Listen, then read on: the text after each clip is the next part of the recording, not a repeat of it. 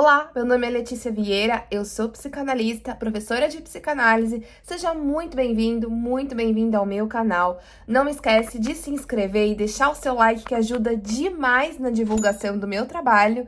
E aqui eu vou falar sobre assuntos ligados à psicanálise de uma forma leve e descomplicada, porque a psicanálise tem que ser leve. E hoje o assunto que eu vou trazer aqui é o vitimismo. Por que a gente se faz de vítima? Aquela pessoa que você conhece, que eu tenho certeza que você tá lembrando dela agora, se faz tanto de vítima. Eu vou trazer esse assunto aqui hoje, então, se você quer saber mais, vem comigo. E eu vou trazer aqui de uma forma bem direta e reta, já assim na cara da sociedade, o que significa se colocar como vítima.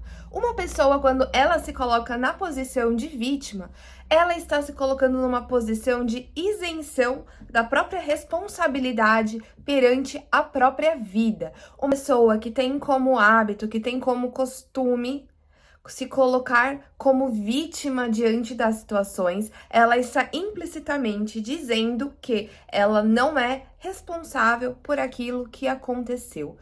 E vocês podem reparar, a pessoa que tende a se colocar muito como vítima, ela também costuma culpar eventos, circunstâncias e eventualmente até pessoas pelas decisões que ela toma, por coisas que deram errado na vida dela, por escolhas que foram delas. Um exemplo que vai ficar muito fácil de entender. Pessoa que sente que não teve sucesso no trabalho, que não se sente satisfeita profissionalmente, e ela vai colocar a culpa nos pais dela, porque foi obrigada a fazer a faculdade que os pais queriam, não a que ela queria, porque a que ela queria, os pais não pagariam. Aí ela não teria condições próprias de fazer.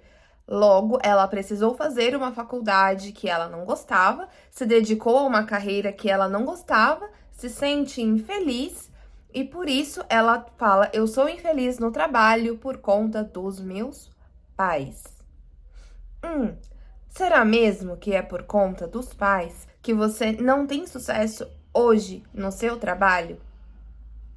Vamos supor que essa pessoa que eu tô colocando aqui, vamos chamar ela de Ana, por exemplo. Por então que a Ana vive culpando seus pais pela falta de realização profissional que ela tem. E ela culpa nos pais pelo fato dela não ter conseguido, então, fazer a faculdade que ela gostava. Me conta aqui nos comentários, você que tá aqui me acompanhando, acha que a culpa que a Ana não se sente feliz no trabalho dela, não se sente realizada, é dos pais ou é dela? Coloquem aqui nos comentários, Ana ou pais, para saber. Ana, se você pensa que é ela que é responsável, e pais, se você acha que são os pais que são responsáveis pela infelicidade dela no trabalho. Agora, voltando aqui, vocês percebem que nesse discurso, nesse exemplo que eu trouxe, a Ana, quando ela reclama disso, ela está se afastando a responsabilidade das próprias escolhas, porque ela, nesse exemplo, ela poderia ter tomado um outro caminho, ela poderia ter sentido uma escolha diferente.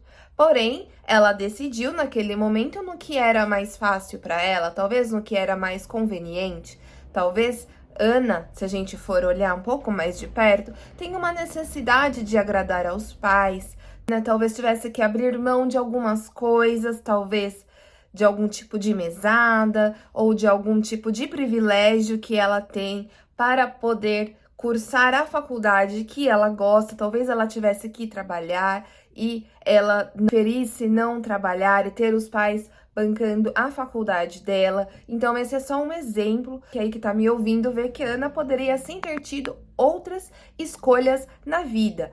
Esse é só um exemplo, mas tem pessoas que têm essa atitude perante tudo na vida. Ela vai reclamar da economia, ela vai reclamar do país, ela vai reclamar da família e vai colocar a culpa em tudo e todos, exceto nela. E falando de culpa, mas a gente pode trocar esse termo de culpa por responsabilidade. Vamos falar então de responsabilidade. Responsabilidade, no fundo, de quem que é de fazer a nossa vida acontecer? É a gente. É claro que a gente não escolheu o país que a gente nasceu, a família na qual a gente nasceu, mas a gente pode sim fazer escolhas que são nossas e que são apenas a gente que pode fazer e apenas a gente que é responsável. Então, esse discurso de culpabilização, de responsabilizar os outros na nossa vida adulta, ele não é um discurso que cabe.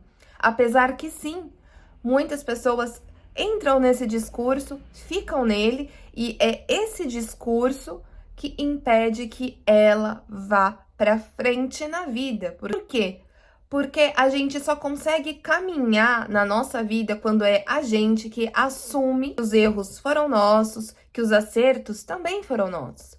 Por que desses, de uma pessoa que tem esse hábito de se colocar como vítima, ela errar, ela vai sim colocar a responsabilidade e a culpa deste próprio erro nos outros. Um outro lado, se ela acertar, ela não vai conseguir, ela também não vai conseguir sentir bem por esse acerto, ela também não vai conseguir se sentir feliz por essa conquista, por essa realização. Ela inconscientemente, muitas vezes, vai sentir como se fosse uma conquista vazia, como se fosse algo que não foi conquista dela, mesmo que ela sim tenha se esforçado para isso.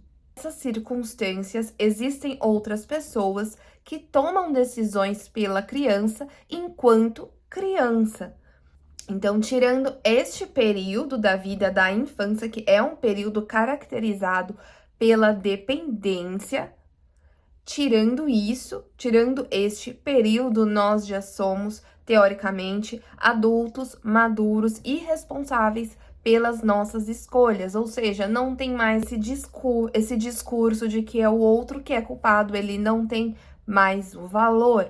Então, se ele é tão prejudicial esse discurso, se a pessoa que tem esse discurso, ela não consegue caminhar com a própria vida, então por que é que ela continua tendo este discurso? Se tornar uma defesa, inclusive para assumir as próprias responsabilidades, porque existe um gozo, existe um determinado prazer em se colocar como vítima, em se isentar dessa responsabilidade. Essa regressão a essa posição infantil, se a gente pode colocar dessa forma, ela traz um ganho para a pessoa. Pode ser um ganho de atenção, pode ser um ganho da pessoa não precisar encarar os próprios erros, da pessoa não encarar as próprias escolhas na vida que ela considera erradas. Então, são vários os motivos que podem fazer uma pessoa continuar nessa posição de vítima, mas sim, pode apostar que existe um gozo, que existe um ganho secundário nessa posição.